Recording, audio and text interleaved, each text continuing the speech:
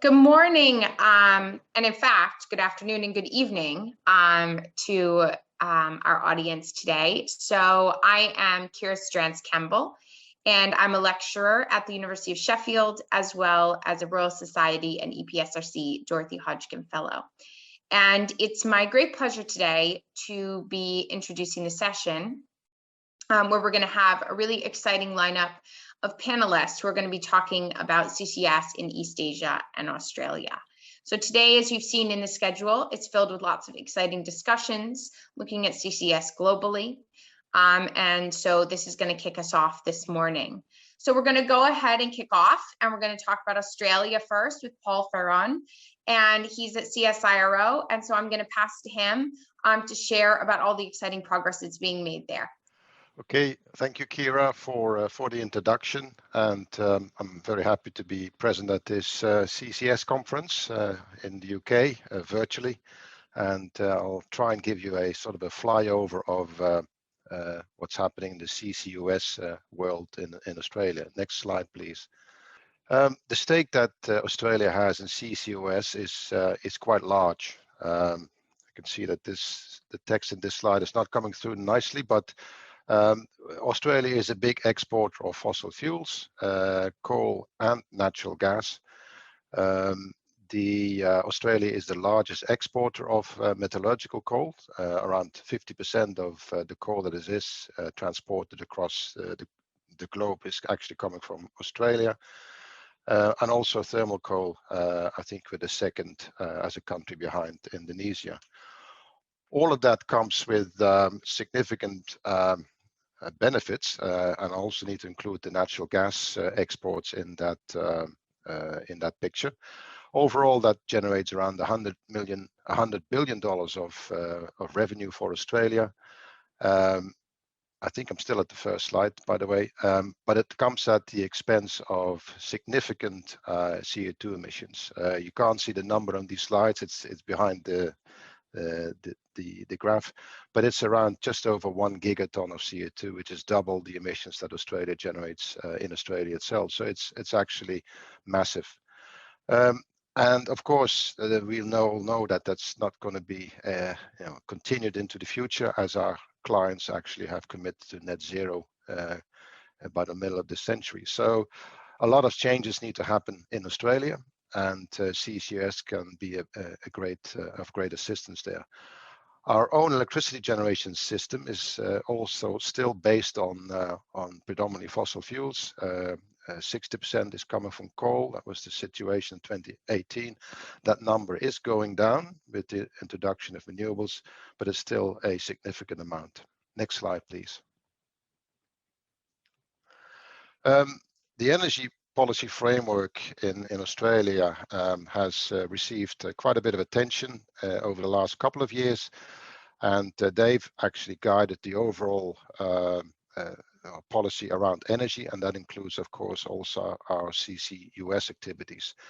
I've mentioned a couple of items there that have been important over the past years. There's a technology investment roadmap that our federal government has published. CSiRO has been active in developing a hydrogen roadmap and the consecutive strategy of that. There's an increasing role for gas also in Australia as a fuel source.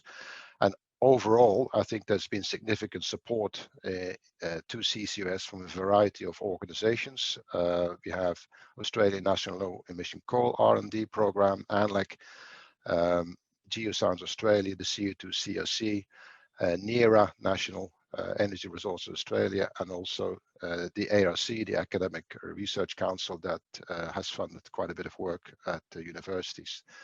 Next slide, please. What's guiding energy policy particularly is our low emissions technology strategy, and that's guided by a statement that is planned to come out on an annual basis. I'm working here with the statement of 2020, in which 5 technology priority areas were defined. one around clean hydrogen, and we have a goal there of reaching $2 per kilogram of hydrogen, one around energy storage, which is particularly for the power sector, low carbon materials, steel and aluminum in particular, also carbon capture and storage with a goal of $20 per ton CO2. And that's because the capture costs are thought to be embedded into the overall production processes of natural gas and or hydrogen. And there's also significant activity around soil carbon. And going forward, these are the sort of the priority areas that Australia will be working with, and that will also be guiding the technology and research investments. Next slide, please. This is a slide that gives you the overall picture around CCU, CCS, and hydrogen, how they're interconnected, and also how Australia has developed various roadmaps to guide specific areas. CCU is around the circular economy using CO2, CCS is around emission reductions, and hydrogen is to really produce zero carbon fuels. All of these have received significant attention and have been guided by roadmaps that are now available. Next slide, please. I just run you through the projects, the main projects that are currently active in Australia, or at least thought about. Of course, there's the Gorgon project, which is the largest commercial scale CCS project that was started up a couple of years ago. And next, please. In the same vein, also around CO2 separation from natural gas, there is also significant activity in the Northern Territories as part of the development program for Northern Australia. Next, please. Another gas source that will provide CO2 is the Moomba gas fields. There is a project that is on the verge of getting to the final investment decision that is run by Santos that will store 1.7 million tons of CO2 per annum with the potential to go to 20. Next slide. No, next. Yeah, thank you. We've also hosted the largest oxyfuel demonstrator. Next. There is a full chain demonstration project that is being pulled together that will demonstrate a chain that captures CO2 from a coal-fired power station and then stores it underground. And the technology there is for the capture side is provided by China Huaneng from China, with CTSCO, a Glencore daughter, actually running the overall program. Next slide, please.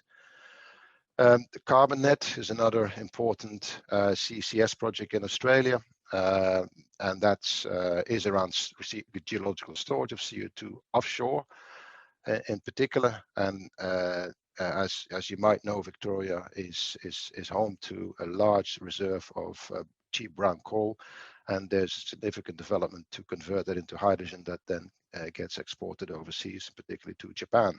Next one, please. I would say most of you will also be familiar with the Otway International Test Centre, which is probably the site that's been receiving quite a bit of attention around monitoring and verification. It's a well-instrumented site that many have visited. And then sort of going full circle back to Western Australia, the Southwest Hub project, which is at the moment dormant, but that was one of the original CCS flagships, which has a very unconventional geological for CO2 storage. I also need to mention our work in CO2 utilization, where CSiRO has developed a roadmap. This particular area, utilization, we're not talking about enhanced oil recovery in Australia. It's really looking at emissions from, in particular, industry and trying to convert CO2 into useful products. On the left-hand side, you see 4 different areas where this particular roadmap has paid attention to. It's particularly the mineral carbonation and chemical and fuels routes that are of interest. But as you can see on the right-hand side, there is quite a big difference between what these projects are costing us right now and what is would be the cost of these projects, in particular the chemicals and fuels, if you were to capture CO2 from a variety of sources and make these products out of it. And that's, of course, a challenge going forward. Next slide, please. In terms of funding, the federal government has recently committed $50 million to 6 different projects. About half of those projects were to do with utilization of CO2, either in construction materials or in cement, for instance, and those are highlighted in blue. And the other ones were to do with CO2 capture and underground storage of CO2. I mentioned the Santos project. This is the Moomba gas field. I mentioned CTSCO. And there's also actually the first demonstration of a direct air capture technology that also received funding from the federal government by Corporate Carbon. So it's quite an active field. And I must add that this particular program was subscribed by a factor of 8. So there's a lot more projects in the pipeline. Next slide, please. In terms of the further actions, there's been an announcement by the federal government to spend just over $500 million in low emission technology, together with international partners like Germany, Singapore, and the UK. There's recently a letter of intent was signed between the UK government and Australia that would also cover CCUS. And also, it's important to mention that all of these projects thus far have been one-off projects, and it's important really to develop the markets for technology deployment as well. And to that purpose, the federal government has taken action to convert the emission reduction fund, or open it up to also the carbon capture and storage technologies, for which a method has been developed. It has been under consultation, and it has to be very important going forward to fund ongoing CCUS demonstration and deployment projects. Thank you. And next slide. That was my thank you. I'll hand you back to Kyra, and I'm happy to answer any questions that come along. Thank you. Thank you so much for that interesting overview of what's happening in Australia at the moment, Paul. That was really exciting, and I see already some questions popping up in the Q&A. And in fact, what I thought I would do is give everybody just a minute to have a think. If you'd like to put a question in the Q&A, remember we'll be having a discussion at the end of all 4 presentations. But why don't we go ahead and give everybody a minute to put those in the Q&A while we get the slides ready for our second speaker. So moving a little bit north of Australia, we're going to be looking into China to understand more about CCUS there. So we're very lucky today to have Liang, and we'll be and the presentation will be focusing on the Guangdong CCUS Centre, but I'm sure it will be covering lots of topics related. So I'd like to pass it over to if you're ready. Slide, but I hope to give you an overview about CCUS development in China and a bit information about the development of Guangdong Carbon Capture Technology Center. In a few days' time, hopefully in 3 weeks' time, I think OGCI, Oil and Gas Climate Initiative, will publish the white paper for CCUS in China, and I work with China Petroleum University to draft the paper. So it will explain very detailed about the business model for CCUS takeoff in China. Perhaps next slide. Next one. China has also put CCUS in a much important policy in last September 2020, because President Xi Jinping announced a target of peaking carbon emission before 2030 and achieve carbon neutral by 2060, and that makes me extremely busy in the last 12 months. And also there are many new CCS projects being established, being proposed, and a few are in construction. Next one. So this diagram shows a few CCS projects currently in the operations. Most of the projects are pilot scale, and right now in the last 12 months there already been more than double of the project number, and also there are at least 5 projects is more than 500,000 ton capacity are being constructed and proposed. Next one. In terms of the policy, I think every province as well as the national government give much more importance to support CCUS, and CCUS now become a backbone technology to guarantee China can reach the carbon neutral goal. And before the carbon neutral target has been proposed, and CCUS has been considered as a transition technology or reserve technology in China's low carbon technology portfolio. Next one. And there are a few CCUS clusters being proposed by Ministry of Science Technology, and you can see five clusters, Ordos, Zhongguo, Songliao, Bohai Bay, and the Sichuan. They are onshore cluster, and the Pearl River Mouth Basin very similar to northwest of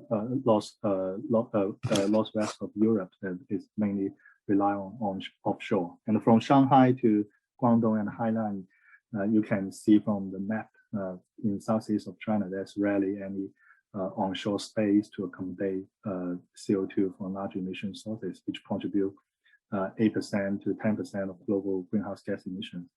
Next one. So we estimate the CCUS in high concentration CO2 source will be commercialized in China by 2025. And in the 15th five-year plan from 2025 to 2030, almost every possible CCUS source for high concentration source, for example, natural gas and coal to hydrogen, will be captured at a large scale, and it may consist of 200 million tons CO2 to up to 300 million tons CO2. And we estimate the break-even point for the power sector will be around 2030 to 2035. And let's see whether this is true. Next slide. So this is some estimate about the role of CCUS in China for every sector. You can see for coal-fired power plant, we contribute about 2 to 5 billion tons CO2 by 2060. Gas is less, but still quite substantial. So that's steel, iron, cement, and BCCS. Next one. So there are also some study on how to enable China's CCUS projects development, including business opportunity and the finance aspect at this different stage of the projects to introduce investors to invest in the projects. And I know many venture capital and angel investors, they already started to invest in CCUS technology as well as some early stage CCUS projects. Next one. I won't put too much detail on risk analysis, but this is associated with the regulation. So the regulation of CCUS process is behind the development of CCUS project in China. And I think this will be considered, and some policy and regulatory framework will come out in the next 4 years, in particular with focus on CO2 storage liability and how to license a CO2 storage project. But I don't think there's a major barrier for large energy firms and industry firms to develop demonstration projects at the moment. Next one. And in 2013, I think gratefully we have support from Professor John Gibbons from UKCCS Research Centre, as well as Professor Hazelding from Scottish CCS. And we are in Guangdong established the first CCUS Centre. So it's a quite rapid progress in 2013. And actually, we developed the roadmap before setting up the center, and most of the milestones of the roadmap have been met quite recently, and we are on track in developing CCUS. Next slide, please. And one of the projects already been established and built is a Haiphong's CCUS capture testing center. So right now, the project is testing amine technologies and also membrane technology. There's a total capacity of 20,000 tons per year, and it will be expanded to capture 1 million tons CO2 with offshore storage in the current 5-year plan. And the power plant is also testing CO2 converted to algae. Projects will finish construction by the end of this year. Jump to slide, please. This is a picture of the project, and when the COVID-19 restrictions gone, and you are welcome to visit. So, and the US partners like NCCC, Norwegian Technology Center, Monster also gave substantial amount of support for the project. And in Guangdong, it's very similar to the UK. We have Liang offshore storage. Offshore storage is expensive. In 2013, I was quite confident Guangdong can kick off offshore storage very soon, but later we found it very expensive and difficult. But right now, we are still slightly ahead of the UK because China National Offshore Oil Corporation has announced to inject CO2 offshore from their offshore oil field in Pearl River Delta, Laos Basin, and the maximum capacity per year is 300,000 tons per year. So they use a very rapid speed, with hundreds of people working on the engineering of the project in the last 12 months, and has already get the project approved and will start operation in 2023. So you are very welcome to take the helicopter from Zhuhai to visit the project in 2 years later. And the project will be the first large-scale offshore CO2 storage project in Asia with continuous injection for about 10 years' time. Next one. So we are also now paying more attention on CCUS in the steel and the cement industry. Perhaps next one. And China contributes about more than 50% of steel and more than 50% of cement production in the world. So these two industries are CO2 intensive, and it's very difficult to replace with this renewable nuclear technology. So in other words, CCUS is one very important options to decarbonize this industry. Next one. So with funding from Climate Works Foundation in the US and earlier BHP Billington, we did a lot of works to understand whether CO2 from steel and cement plant in Guangdong, Guangxi, Jiangsu, and Shanxi can be captured and stored offshore and onshore. So we developed 6 feasibility studies on 4 steel plants and 2 cement plants quite recently.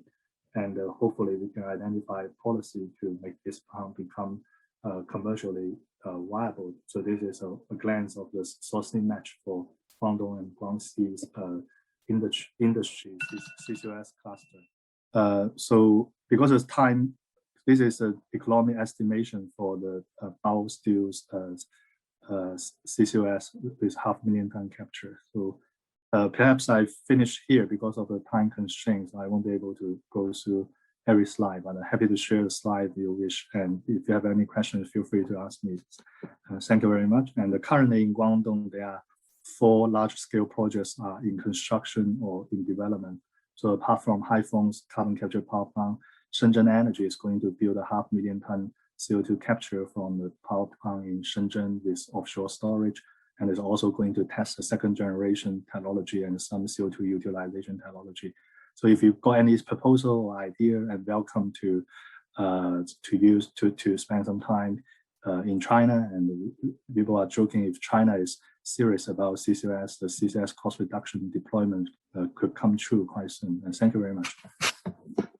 Thank you so much for your presentation, Ji. You clearly had a tremendous amount to share. And yes, a bit tough to squeeze it all into 10 minutes. So I appreciate you trying to get us down to the big bullet points of how much incredible work is going on in China.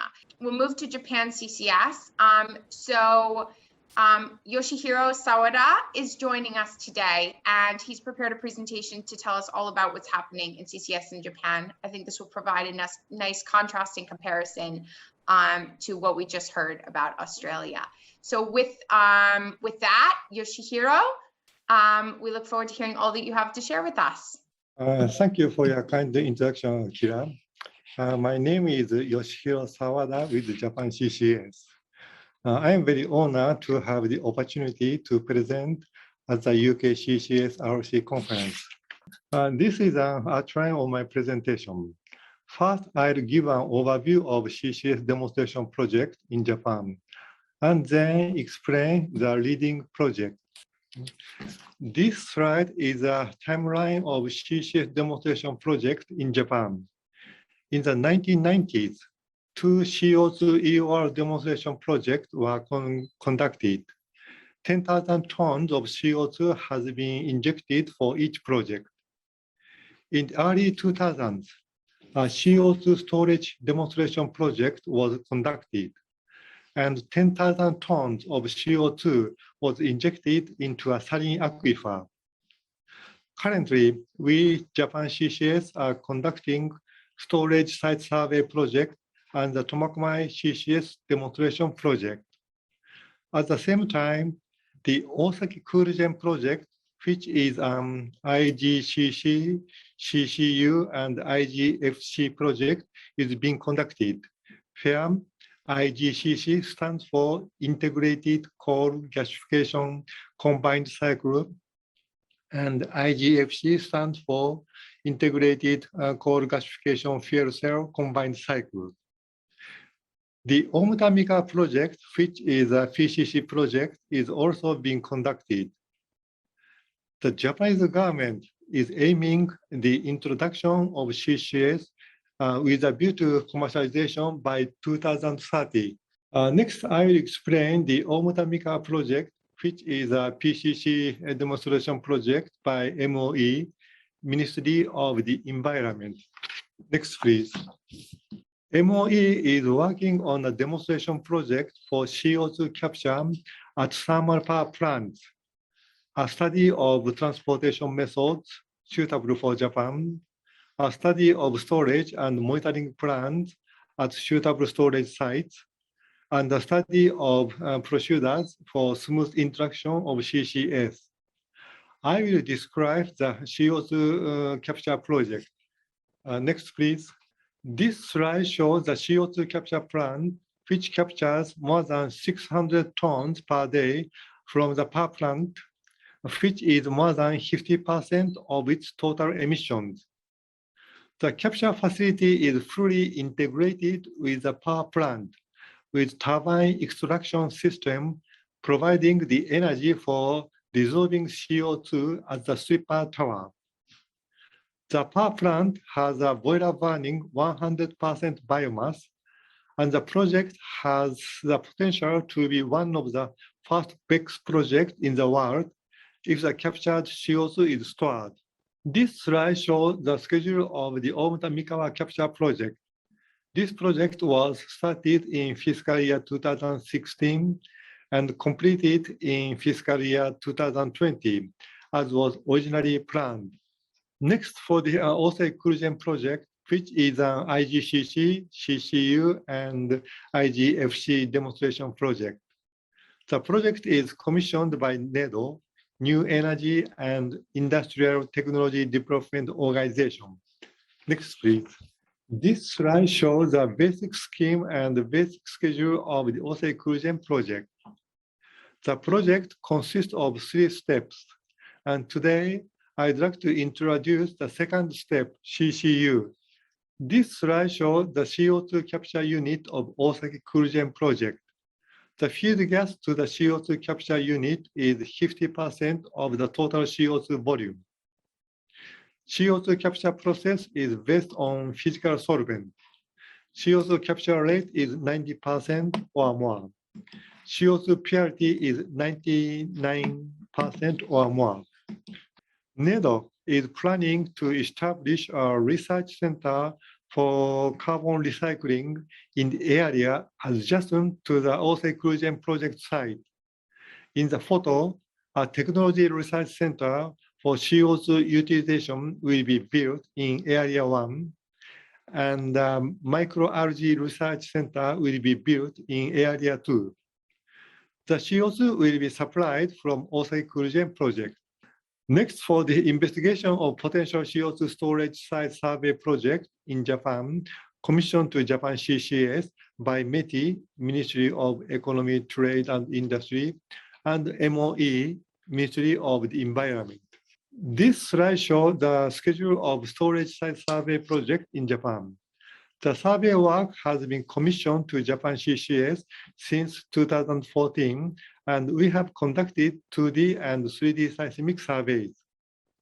The target of the Japanese government is to identify about 3 CO2 storage sites with capacity to store over 100 million tons of CO2 for each site offshore Japan. Next, for the Tomakomai project, which is a full chain CCS demonstration project, commissioned to Japan CCS by METI and NEDO. This is a project scheme.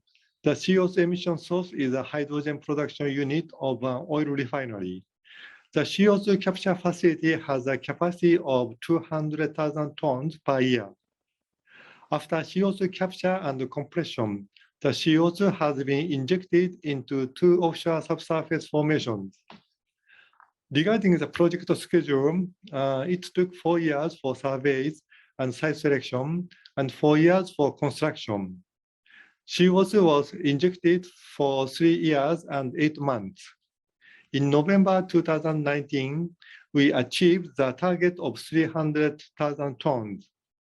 Monitoring work is being continued and preparations for the second stage of the project are underway.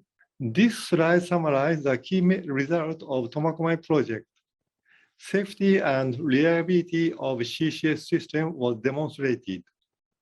We have dispelled concerns about earthquakes. A major earthquake occurred in 2018 at a location 30 kilometers from the injection site. It was confirmed that the earthquake did not cause damage to the CO2 reservoirs, and it was also confirmed that there was no relation between the CO2 storage and earthquake. Our public outreach program has been largely successful with no major opposition to the project. We'd like to stress the importance of information disclosure and diligent efforts to secure the understanding of local stakeholders. Due to the distances between the CO2 sources and the storage locations in Japan, long-distance transportation by ship is believed to be more feasible than land transportation by such means as pipelines. In order to verify this, NEDO commissioned the project to demonstrate long-distance transportation of CO2 to a consortium led by Japan CCS. The CO2 ship transportation project consists of 3 work scopes. The first scope is R&D and design of a commercial scale ship to transport CO2 at a scale of 1 million tons per year. The second scope is to build and operate a ship to transport CO2 at 10,000 tons per year to Tomakomai. The third scope is a study of the ship transportation business models. The project period is from fiscal year 2021 to fiscal year 2026. This slide is further explanation of scope 2 of the demonstration project. We are currently planning to demonstrate long-distance transportation of CO2 captured and liquefied at the coal-fired power plant and transported to Tomakomai. The plan is to build and operate a ship with gross tonnage of approx 1,000 tons to transport CO2 to Tomakomai under several CO2 conditions, including low temperature and low pressure. The key to success is the stabilization of liquefied CO2 close to the triple point. We are aiming to start the ship transportation demonstration in 2024. In 2019, the Japanese government announced that it would utilize the Tomakomai CCS Center as a carbon recycling demonstration center. Japan CCS is supporting a government study. 2 weeks ago, MOE commissioned a consortium, including Japan CCS, to conduct a demonstration project to produce jet fuel from CO2. The projects I have presented today are the leading CCS projects in Japan. This concludes my presentation. Thank you for your attention. Thank you so much, Yoshihiro, for a really interesting discussion about the projects currently going on in Japan in the area of CCS. I think that provided a really interesting follow-up. It gives us a lot of perspective about how different governments and different countries are tackling this problem. But I'm very excited to have our fourth speaker, which will provide a fourth really exciting and interesting perspective to CCS in East Asia and Australia. So we're very lucky to have Mohammad Rachmat Sule, and he's going to be talking about decarbonization strategy in Indonesia by implementing CCUS. So with no further ado, Mohammad, you take it from here. Okay, good afternoon, good morning, good evening, ladies and gentlemen. Thank you very much for the introduction, Kyra. I'm honored to give this presentation in front of you. I would like my presentation with the next slide.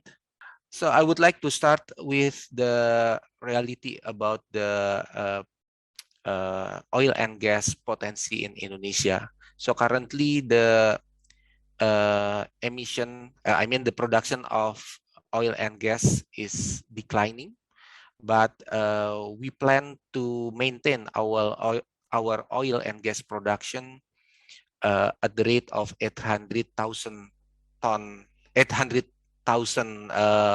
barrel per day in 2030, and it could be realized by implementing EOR. Next slide. Okay, and then if we talk about the EOR potency in Indonesia, actually the remaining oil in place is quite big. It's about 63%. So if we could implement CO2 EOR, we believe that this will be the solution.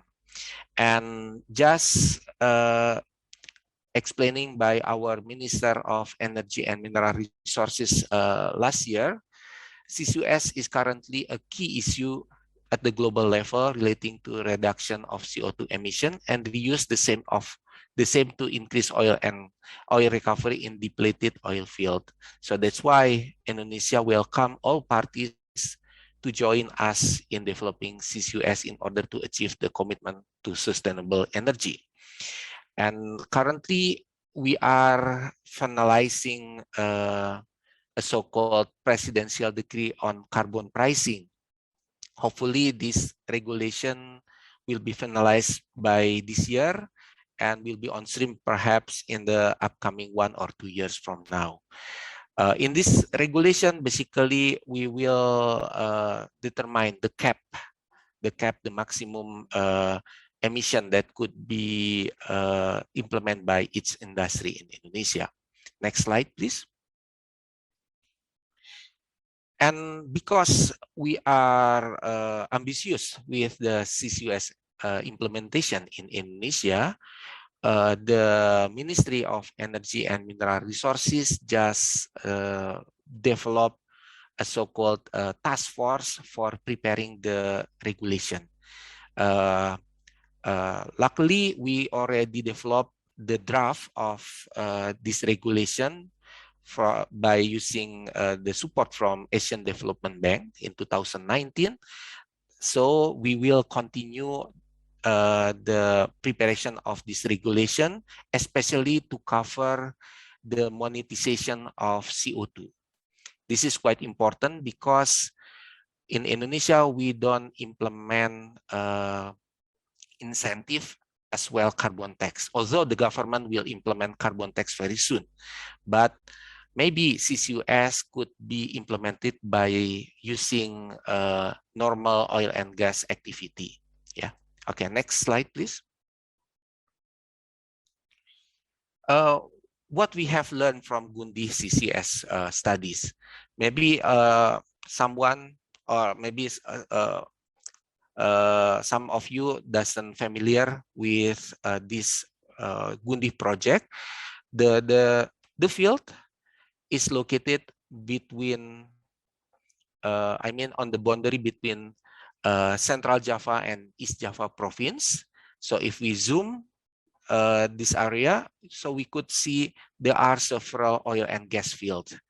Yeah, the biggest one is Banyu Urip, which produce 250,000 barrel oil per day. Gundi is on the western part. It consists of 3 structures, Kedung Lusi, Kerandu Blatung, and Kedung Tuban, and they produce gas. The production rate is about 70 million scarf per day for 12 years, starting from 2015. Yeah, and unfortunately, 21 until 23% is CO2, which is equivalent with 800 ton per day of CO2. In 2019, we released the new result of our study. So if we make use all the 800 ton per day of CO2, what happened with the subsurface condition? So at the time, we plan to inject all the available CO2 to the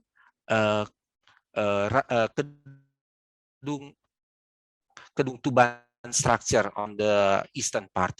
Yeah, this is the carbonate build-up actually, and we did static modeling and also dynamic modeling. And if we inject the CO2 for 10 years, so what happened with the Kedung Tuban structure? So there is an incremental gas production of about 5.4% or equal to 36 billion standard cubic feet. So if we calculate with the current price of gas, it is about 100 until 120 million US dollar. And then we estimate also the cost for capex and opex, which is around 49 million US and also 20 million US dollar for opex.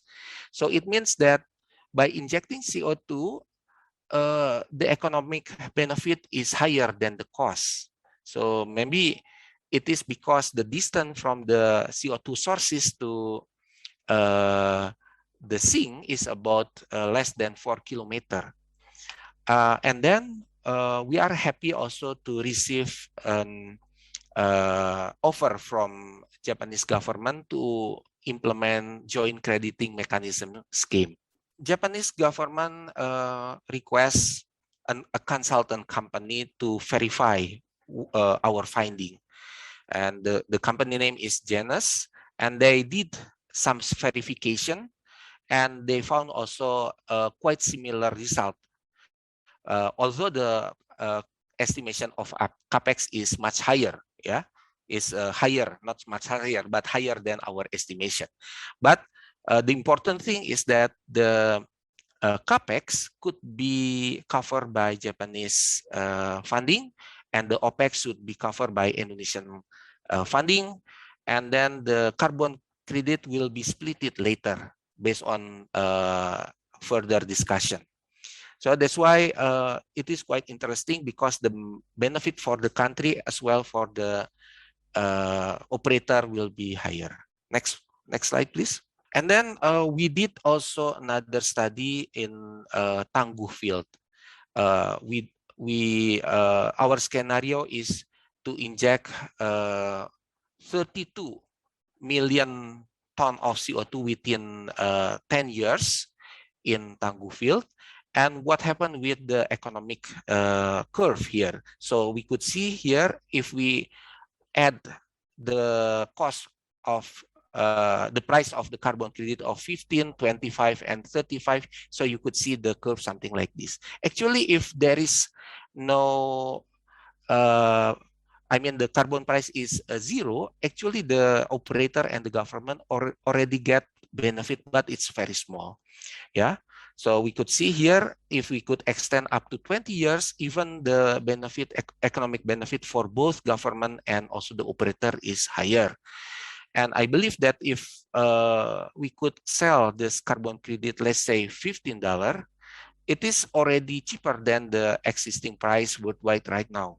So that's why we do hope that in the upcoming years, there will be another JCM scheme, but offered by the other country. Okay, next slide, please. And then this is the overview about the CCUS implementation in Indonesia. So if we refer to our Indonesian NDC, so the target for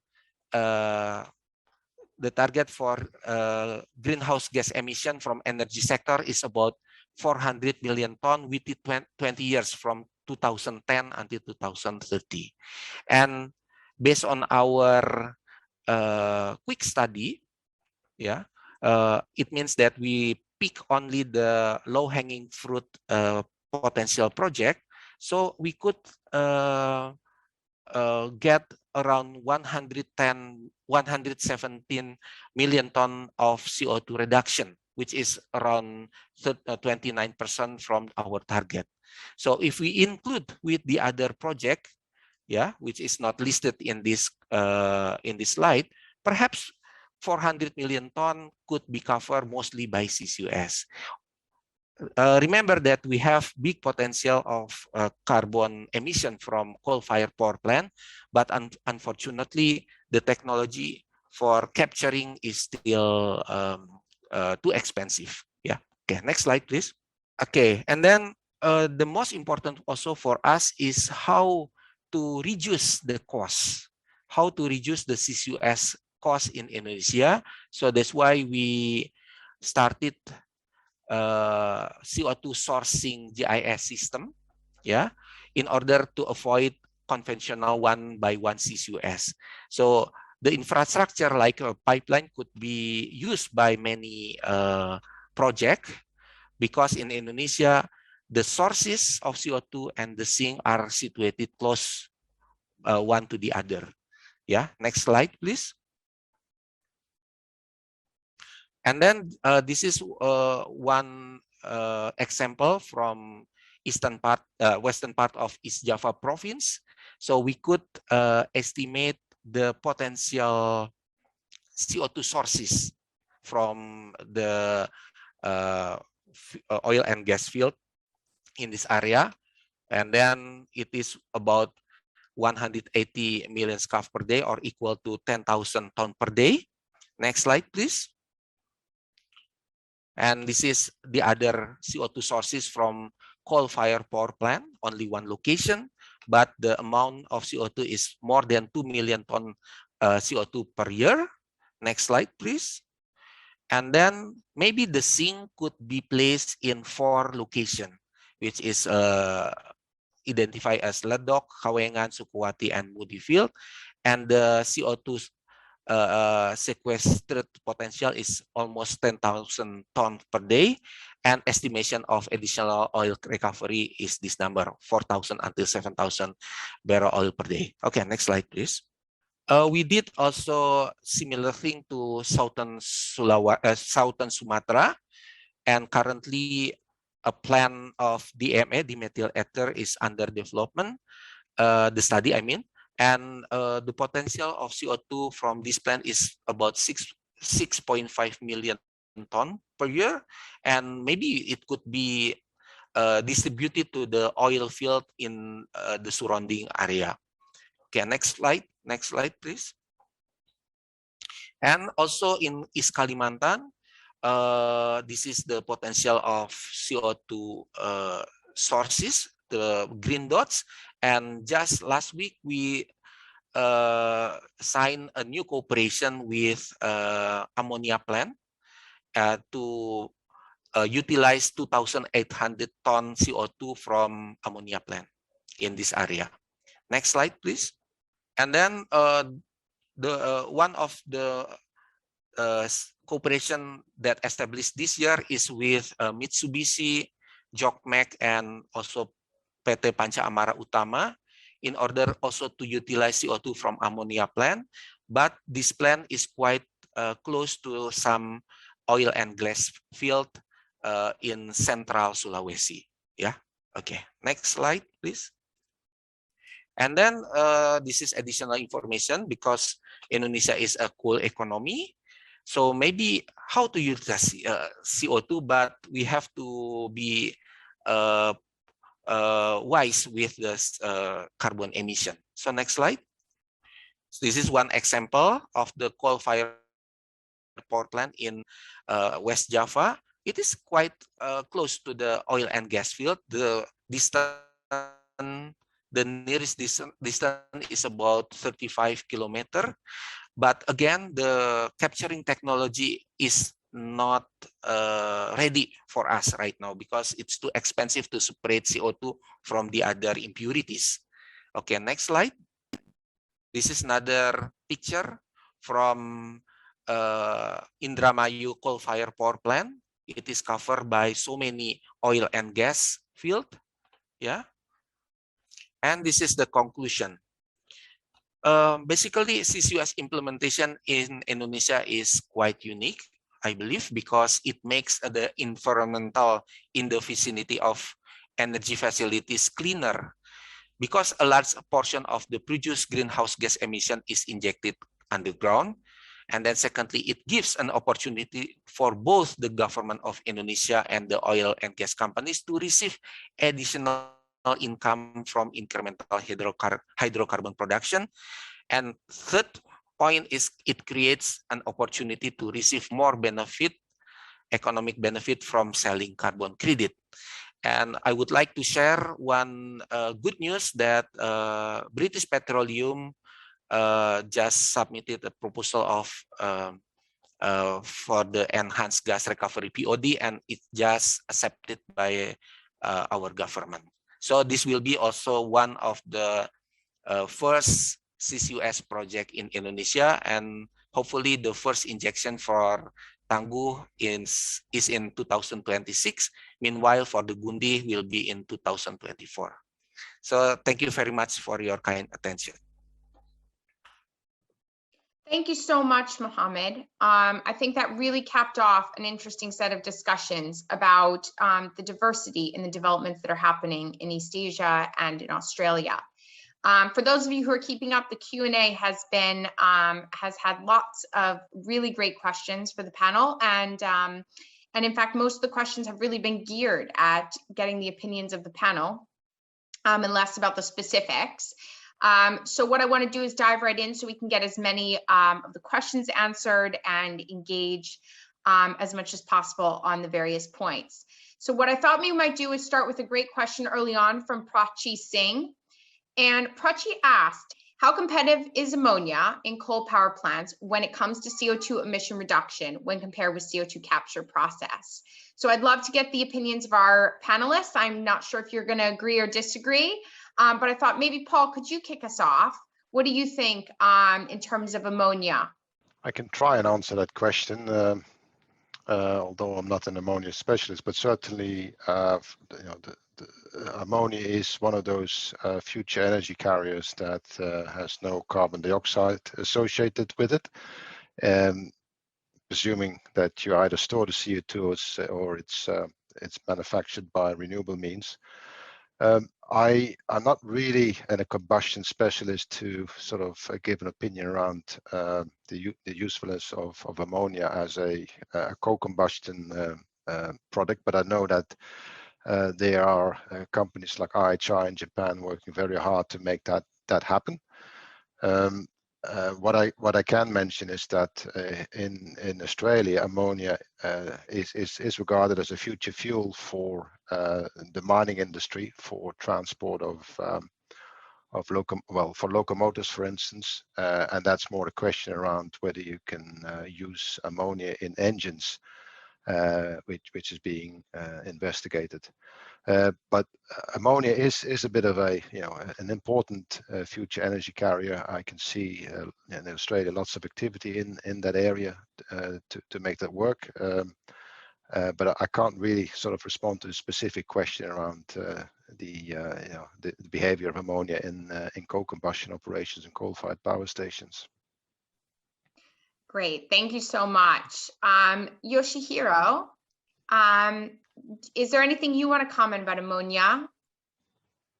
Well, I have no technical background, but I think, in order to produce blue ammonia, green ammonia, maybe it will be very costly. So, I think unless, so maybe at this moment, ammonia is not competitive compared with coal, but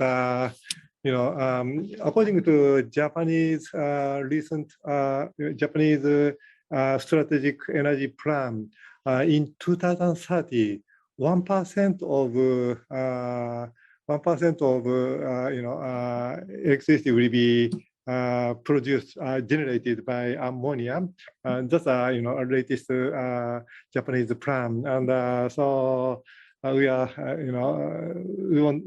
we try to introduce ammonia, but still at this moment it may be expensive. But if we scale up the plant and the project, I think the cost will be decreased. And anyway, in order to achieve the net zero emission, I think ammonia may be very important, and Japan has paying a special attention to ammonia. Thank you. So one of the questions that was posed by Louise Louise Hamdi. Is CO2 used in EOR counted as stored CO2 towards government CO2 reduction policies? Are EOR projects continuously monitored after injections to ensure no release of CO2, and what happens if it does? So there's lots of questions intertwined in there, and I think we're going to find that there are slightly different answers across the board. Mohammad, do you want to start by answering a bit of that? So a little bit about how CO2 used in EOR and whether or not it's counted towards the government reduction policies. Yeah. What we have to do is to determine the net CO2 stored underground. So for the EOR, yes, it is true that CO2, some part will be released again to the surface, but it will be recycled and then put back again to the subsurface. So basically, we have to develop MRV, monitoring, reporting, and verification for a specific project. If we want to make sure that the CO2 is stored and it could be claimed as the mitigation of CO2 reduction, yeah.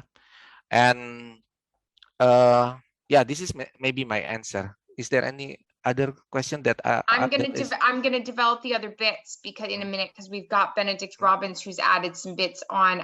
But Paul, Yoshihiro, or do you want to comment further on how CO2 in EOR, how it's counted towards reduction policies? Are you happy with sort of what's been said? I'm Yoshihiro Sawada, and in Japan we have no EOR, and we have very limited oil field. But if I remember correctly, Canada has shown the inventory that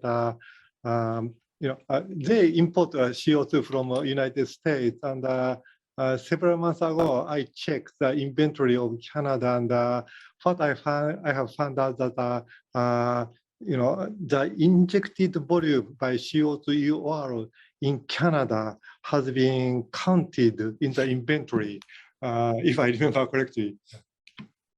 But I'm not sure. Okay, I appreciate the insights. So I'll expand on, or Benedict Robbins has expanded on Louise's the second part of Louise's question. And so I'll go ahead, and I think the panel can see that if they like, and I'll read it out to the audience. Could the panel expand on the typical monitoring strategy, i.e. how often, and current technologies for the life cycle of CCUS projects? For example, Sleipner and Snowbit used 4D seismics. However, 3D is very expensive, and CCUS projects, especially aquifers, don't have the same financial drivers. What monitoring solutions do you feel China, East Asia, and Australia are looking towards? Do you envision monitoring of the shallow surface as important alongside deeper, i.e. at the reservoir and the seal?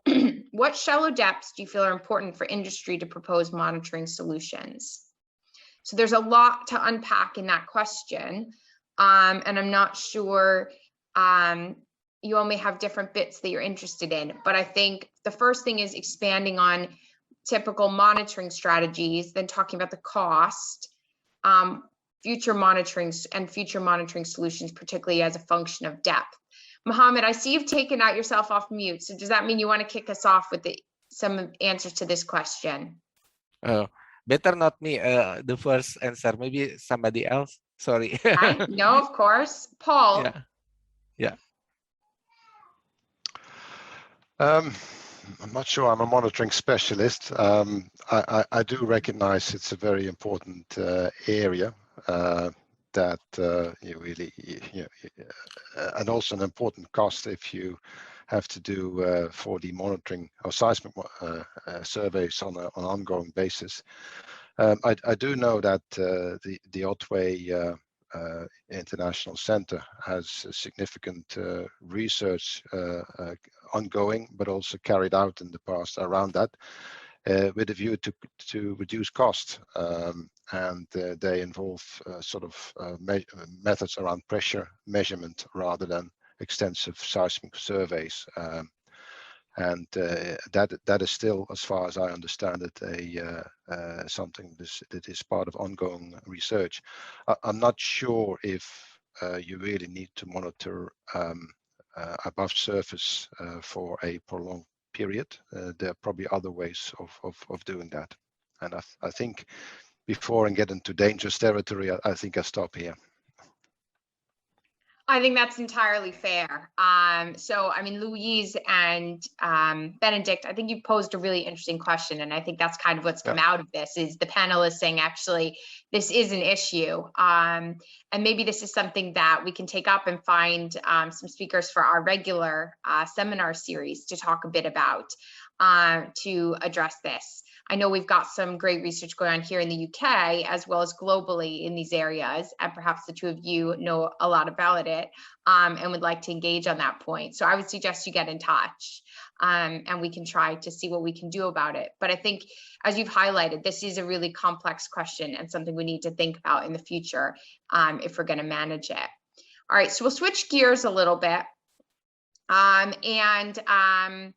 I see that John has suggested a question of competition so the question of the panel is, so we moved, so now we're going to talk, his question's on shipping in jest. Is Japan or Norway going to be the first to ship CO2 for CCS purposes? Yoshihiro, is Japan going to edge out Norway? And are they going to be the first to ship CO2? What do you think? According to our current schedule, our first shipment will be at the beginning of 2024. Maybe, I think, in case of Norway, middle of 2024. But in our case, we have a very high hurdle. For example, we plan to design and build which can transport CO2 in different conditions, not only medium temperature and medium pressure, but also low temperature and low pressure well, in order to study the most suitable conditions of CO2 to transport.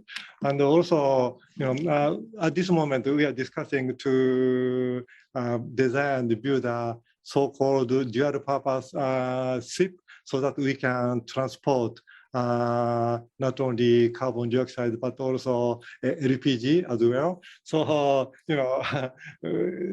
so maybe we have a lot of technical challenges. So if we can solve all these issues, and maybe we can make a first shipment at the beginning of 2024, maybe faster than Norway.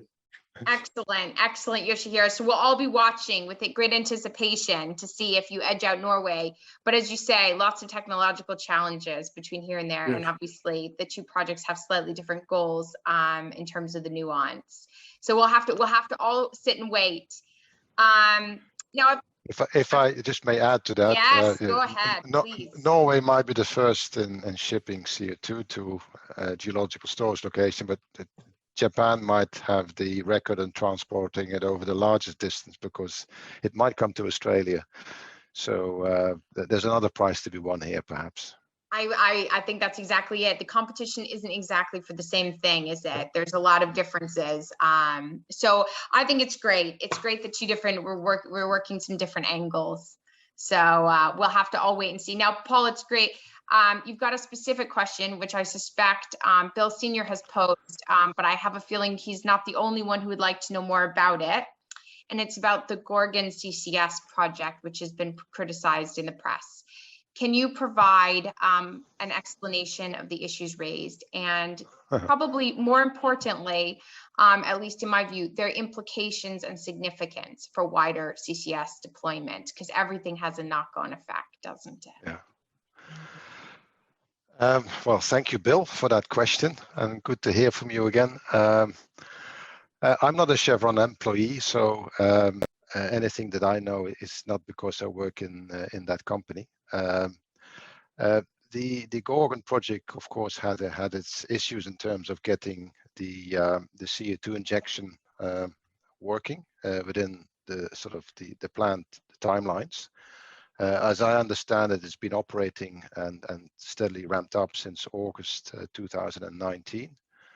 I think it has three or four trains, and they were consecutively ramped up over a period after August. In total, they have injected, I think at the beginning of this year, around 4 million tons of CO2. So what I have understood is that the CO2 compression, the drying, the transport and injection of CO2 is all working. But the pressure management in terms of handling the re-injection of water from the CO2 storage reservoir, that is having some issues that is being looked into upon.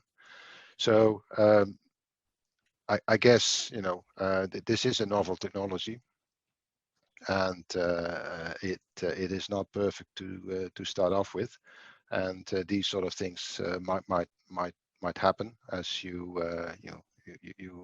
run these projects, and this is just my personal opinion.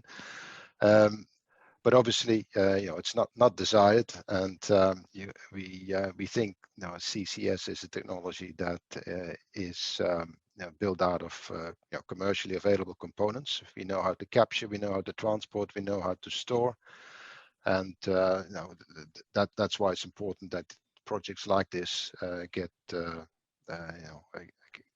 get done in a successful manner. But we all know, and as a researcher, I come across it on a daily basis that sometimes things don't work in the way you anticipated that for very silly reasons in hindsight. And I'm not saying this is the case here, but and I don't know the ins and outs, but I don't see there's a showstopper at the moment in terms of the project as a whole. But I'm sure that Chevron will have more to say in future about that. Again, trying to stay out of trouble here. That's okay. You gave a very politically correct answer. Don't worry. So we'll move away from that topic now, because actually there's been a flurry of questions. I think to some extent inspired by some of the comments Mohammad made, which I think really were poignant. And revolve around the issue of carbon price. And so I'm just going to read a few of the bits, and I think I know that Mohammad has answered some of them in the Q&A text, but I think some of them bear, the opportunity for the panel to discuss and provide their feedback. One comment was by Prachi saying, what can be the suitable carbon price for developing countries specifically to initiate CO2 capture projects at low CO2 concentration emission sources? So that's sort of a specialized subset of things, but obviously to have a global solution, we have to think of the diversity of the problems. And in fact, there were some sort of follow-ups around that area. And someone who's anonymous has asked, do you think a unified carbon tax price for a CN would bring more benefits in terms of incentivizing CCS and promoting collaboration? And then there was sort of a final question looking at another comparison. Carbon storage credits are determined on a field by field basis. Are they looking at a USA type schedule, sort of a USA style schedule? So Mohammad has sort of addressed those to the individuals, but I think maybe the panel, and I hope maybe Xi is back, can also comment on China's position in this area, is a little bit more about this issue of carbon pricing and carbon taxes. So Mohammad, I don't know whether you want to summarize the comments you've made first, and then anybody else in the panel who'd like to chime in. But I'd like everyone to have the opportunity to hear what you've shared, because I think it's really interesting and informative. Yes. So thank you, Kyra. What we have learned from other countries, that the CO2 price vary, let's say between $2 until, let's say, more than $70 per ton. Yeah, and for European, the price is quite expensive right now. It's about 40, right? Yeah, 40 something dollar per ton. So we are thinking about a low-hanging fruit project in Indonesia. So it means that CO2 sources and CO2 sink close is one to the other, and we estimate that the cost for injecting 1 ton of CO2 is less than $20. So that's why perhaps it's quite attractive if we could sell the carbon credit to the market, yeah, because it is cheaper than the international price. But for the operator itself, CO2 EOR or CO2 EGR, enhanced gas recovery in Indonesia, could give also incremental hydrocarbon production. So it means that the benefit will be double, not only from carbon credit, but also from the production. So that's why we are trying to promote this one. But the big issue for us is how to develop this carbon market. Yeah, we don't know how to start that one. But within 6 months from last July, we trying to formulate, and the people who involved in this in the developing of this regulation is about 70 people, not only from the government, from university, but also from the industry. So we are working together in order to formulate the best scheme for carbon trading in Indonesia. Okay, this is actually my summary. Thank you. That was a great summary. Is there anybody else on the panel who wants to add to this point? I know this is, I mean, a contentious point. It's a difficult and complex point. Okay. So we're just about nearly ready to wrap up. And so I'm going to end on a contentious question, I suspect, for all the panelists. Ben has posed, well, contentious maybe isn't the right word, but a very challenging question, which is, are there any critical technology transfers needed to encourage and increase CCS and CCU investment and development in developing nations? And so I'm going to give the panelists a minute to think about that. I'll reread the question a bit more slowly for the audience. And why I say contentious is I suspect not only are there a lot of things needed, it's really a question of which ones are the most important. So the question again was, are there any critical technology transfers needed to encourage and increase CCS and CCU investment and development in developing nations? So if each of the panelists could give me sort of their top thing, that would be brilliant for us as an exciting note to end on. And I can't imagine that this won't be an exciting and interesting question in the next session, which is going to feature projects in the Middle East. And so I assume many of you will be continuing on, although the panelists are probably wrapping up their evenings and ready to go on with their night. But I think there's a really interesting segue here and a really interesting opportunity to contemplate the same question with that audience and perhaps to build a really interesting list. So I see Mohammad nodding. Do you have in mind what is the critical technology transfer needed to encourage CCS and CCU investment and development in developing countries? actually, in the developing country like Indonesia, everything is much expensive. For example, for the injection well, yeah, because of the mobility and the mobilization of the rig and everything, so the cost will be expensive.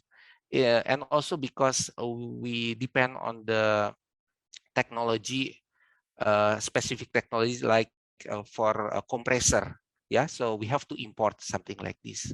So that's why this will make the cost for the CCS or CCUS is higher.